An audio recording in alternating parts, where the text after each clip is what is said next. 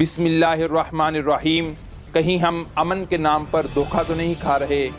क्या हम हालत जंग में हैं? जनरेशन ऑफ वार यानी जंग की इकसाम से क्या मुराद है? इन सब सवालों के जवाब हम इस सीरीज़ में जानेंगे।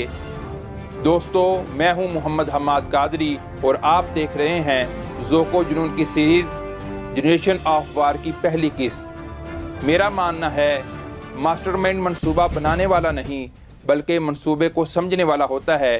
तो इस सीरीज़ में हम इस दुनिया में हमारे खिलाफ बनाए गए मंसूबों को जानने की कोशिश करें। चलिए अब बढ़ते हैं अपने मौजू की जानिब। मुअज़्ज़िज़ नाज़रीन, ये एक तल्ख़ हकीकत है कि हम हालत जंग में हैं। हम ना चाहते हुए भी इस जंग का हिस्सा हैं और किसी न किसी अदारे, तंजीम, फ़र्द या लश्कर के मफाद के लिए काम कर रहे हैं।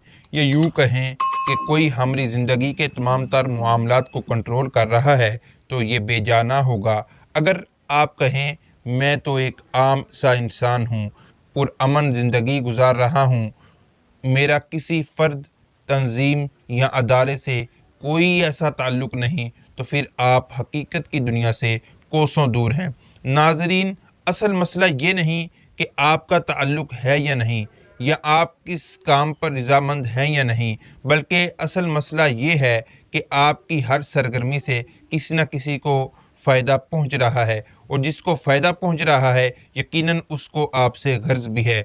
जब आप किसी को फ़ायदा पहुंचा रहे हैं और उस शख्स का जो मुखालिफ होगा यकीनन उसको नुकसान भी हो रहा है, और जिसको नुकसान हो रहा है यकीनन उसको भी आपसे गर्ज है। अब यूँ समझें कि आप बेक वक्त किसी को फ़ायदा भी पहुंचा रहे हैं और किसी को नुकसान भी, और जिनको फ़ायदा या नुकसान पहुंचा रहे हैं उन दोनों को आपके साथ गर्ज है, आपकी ज़ात और आपकी हर बात में उनको दिलचस्पी है। तो क्यों ना इन लोगों के अज़ाइम और इनके बारे में जाना जाए जो हमको किसी न किसी तरीके से कंट्रोल कर रहे हैं। इस सारे मामले को समझने के लिए जनरेशन ऑफ वार का कंसेप्ट यानी जंग की इकसाम को समझना बहुत ज़रूरी है। रोज़े अज़ल से इंसान हमेशा मज़हब, नज़रियात, दौलत, शोहरत, आज़ादी और ताकत के हसूल के लिए एक दूसरे के ख़िलाफ़ आवाज़ बुलंद करता रहा है, जिसे जंग कहते हैं। तारीख़ इंसानियत जंग की होलनाक से भरी पड़ी है। इब्तिदान जंग के दो तरीके हैं, यानी दुश्मन पर ख़ुद हमला करना और ख़ुद उसे नुकसान पहुँचाना, या फिर अपने दुश्मन को आपस में ही लड़वा कर नुकसान पहुँचाना और ख़त्म कर देना। लेकिन जूँ जूँ इंसान ने तरक्की की, अच्छाई के साथ बुराई को भी तरक्की मिली। जंग के नए नए तरीके और इस मकसद के लिए नए हथियार मुतारिफ़ करवाए गए।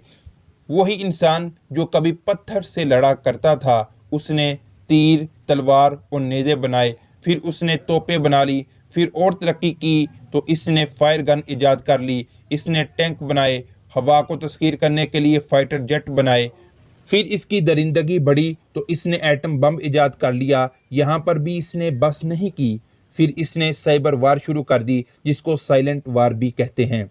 ये वही साइलेंट वार है जिसको 1187 में सुल्तान सलाहुद्दीन अय्यूबी ने महसूस किया कि एक ना नज़र आने वाली जंग भी शुरू हो चुकी है, मगर उन्होंने बाकायदा इसको जंग की एक अलग किस्म शुमार ना किया। 19वीं सदी में विलियम एस लैंड, एक अमरीकी शहरी ने जंगों को 4 बड़े हिस्सों में तकसीम किया, जिसको जनरेशन ऑफ वार कहते हैं। जंग की ये चारों किस्में अपने अंदर खौफनाक तबाही का सामान और दास्तानें समेटे हुए हैं, पर इंसानी जुनून की इंतहा देखें, इसने यहाँ पर भी बस नहीं की, बल्कि जंग की एक नई किस्म 5th जनरेशन ऑफ वार भी बना डाली, और फिर यहीं से होती है जनरेशन ऑफ वार की दास्तान शुरू।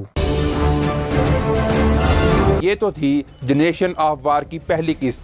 अब दूसरी किस्त में आप जानेंगे फर्स्ट जनरेशन ऑफ वार और सेकंड जनरेशन ऑफ वार क्या थी, और कौन से जंगें इस तर्ज पर लड़ी गई, किन कौमों को उस दौर में उरूज मिला और किन के नसीब में ज़वाल आया। अब हम इंतज़ार करते हैं जनरेशन ऑफ वार सीरीज़ की सेकंड किस्त का।